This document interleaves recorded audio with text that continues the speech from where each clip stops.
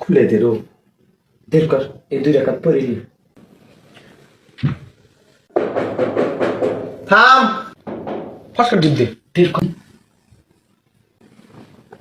আসসালামু আলাইকুম। ওয়ালাইকুম সালাম। তোর নামাজ কিন্তু হইলে পড়িস নে। তোর কে না সাবুন নাই? এত ভালো লাগতো দর খুলতে। ও কোনুই এটা পাল্টাইনি, থাম দিচ্ছি।